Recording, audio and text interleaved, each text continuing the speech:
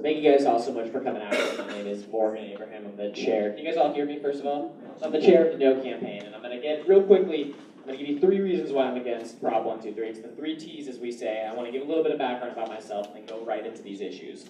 Triggers, trusts, and tax cuts. And those are my big 3. But first, I want to tell you why I'm so passionate about education.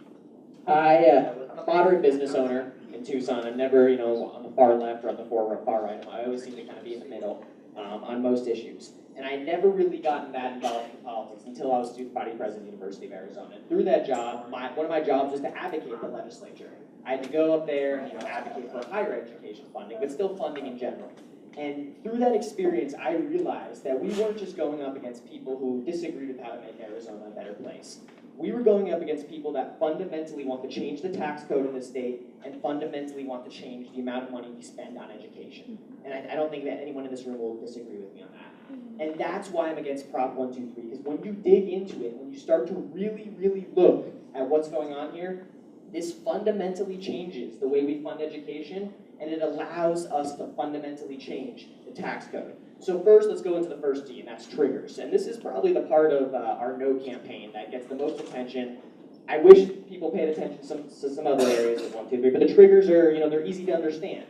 And we kind of saw them already.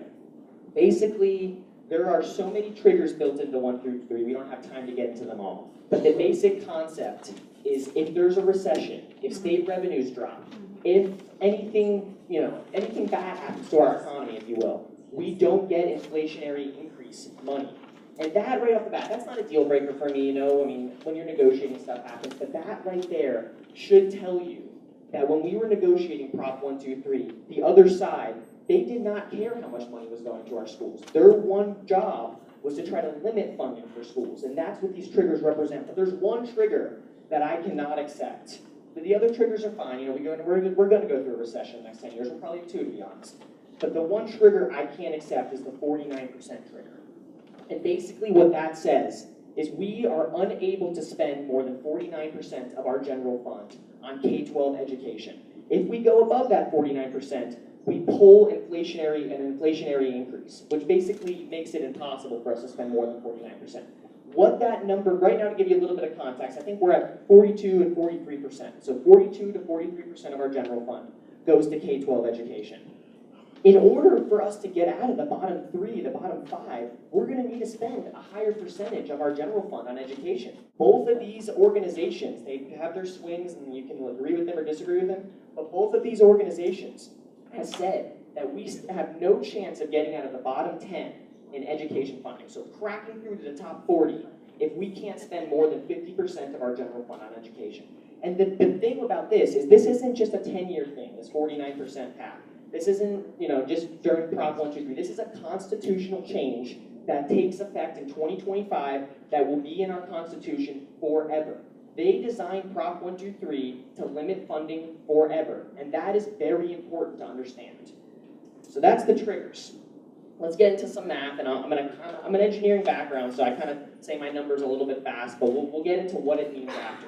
But this trust issue, you kind of saw from the presentation, the majority of new money from Prop 123 comes from our land trust, and I thought you did a great job of explaining that. That's not necessarily land we're talking about. It's basically a trust fund of money that we invest in stocks and bonds. So you got to think of it as a trust fund.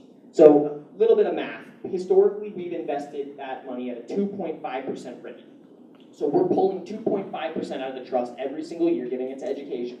Now, you got to factor in inflation is going to be around 3%. It's just a given. Inflation eats away at a trust every single year. So on average, every year, that trust is losing 5.5% of its value, which is great because luckily the JLBC, the Joint Legislative Budget Committee, projects that we will get a return of 6% on that money. Every year from stocks and bonds, we get 6% back.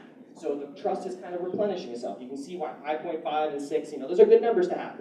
What Governor Ducey wants to do is increase that 2.5% distribution rate to 6.9% distribution rate. One more time, let's run through the numbers. 7% pulling out of a trust, 3% inflation. That means the trust is losing 10% of its value every single year. And we're only replenishing it 6% every year. So that's a 4% decrease for 10 years of this trust. That number probably means nothing to you, except that it should kind of alarming. But the number that's important is the impact of the trust 10 years from now. 10 years from now, our trust is going to pay out $100 million less to education than it should have. $100 million had we not passed Prop 123. And this isn't just for 2026 or 2027. This is every single year forever. $100 million less, and then, of course, factored in with inflation. And the one thing I want you to keep in mind, because there's a lot of people that will throw out a lot of numbers and try to confuse you, but what we don't care about is the value of the trust. Is the trust going to grow? Yes. It's $5 billion now. It's going to be $6 billion, hopefully, in 2026. But what that doesn't, in fact, account for is purchasing power. We don't care about the value of the trust. We care about what it can buy us. And so the purchasing power of the trust is definitely declining. And on top of that, the trust is a malleable fund, meaning we can always add more by selling land and leasing land. So that also factors into the equation. The big thing to remember is because of this, we are losing $100 million a year in education funding forever. So obviously, we all agree, bad idea.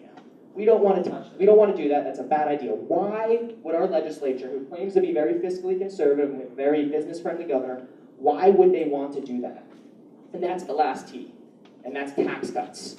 So right now, our legislature has a $550 million budget surplus. And actually, I was having lunch with one of our lovely state legislators yesterday, and she corrected me. I'm wrong. We don't have a $550 million budget surplus. She claims it's a $630 million budget surplus. So I don't know which one of those two numbers is right, but it's somewhere right in there.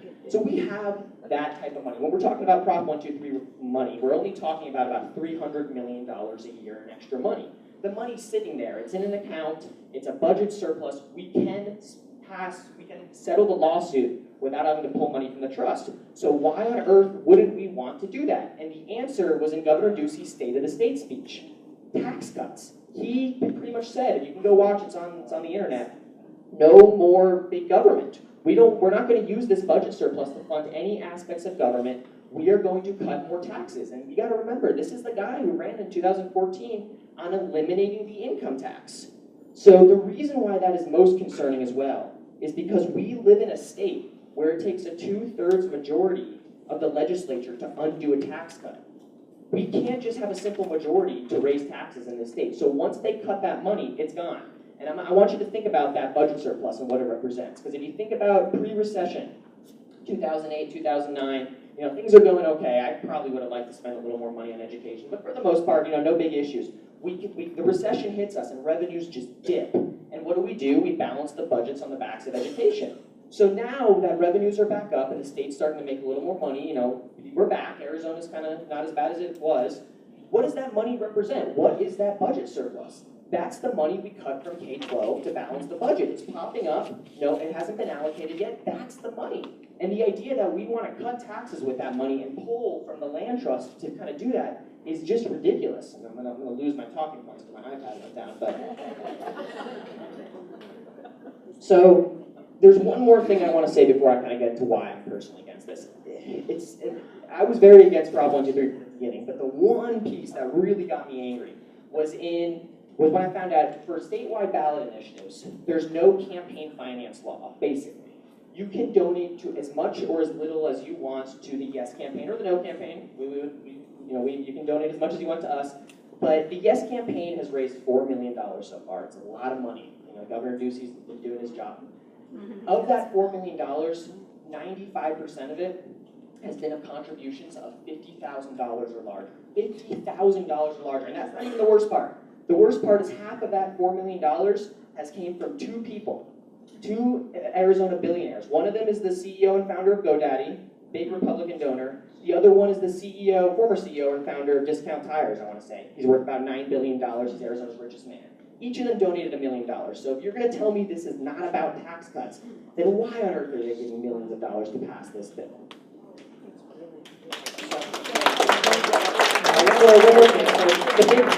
The big fear is what happens if 123 fails. And this is kind of where I think, we'll probably discuss this a lot. But at the end of the day, as you saw, the Supreme Court voted 5-0 that the legislature, 5-0, the legislature voted the VPA, the Voter Protection Act. That's not going anywhere. At the end of the day, we will always have that judgment, and we will always have that Supreme Court ruling. 5-0. They could not have made it more clear that the state owes us this money. Where we were in the lawsuit was we were trying to figure out how much back pay we were. We were at the tail end of the lawsuit, and you you pay an attorney one thing, he'll tell you another thing. But all of the attorneys we have talked to, as far as the timeline, has said we're looking at less than a year to settle this lawsuit.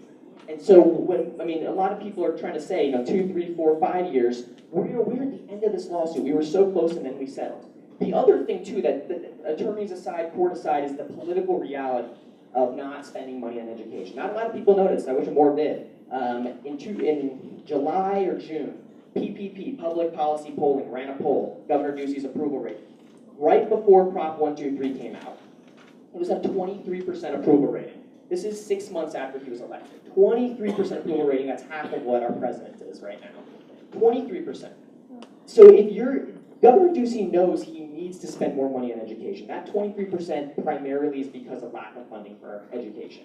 He knows he needs this. The legislature knows in order to get reelected, for the most part, some of them are in those gerrymandered districts, but for the most part, they need this. There is no scenario where they don't spend more money on education.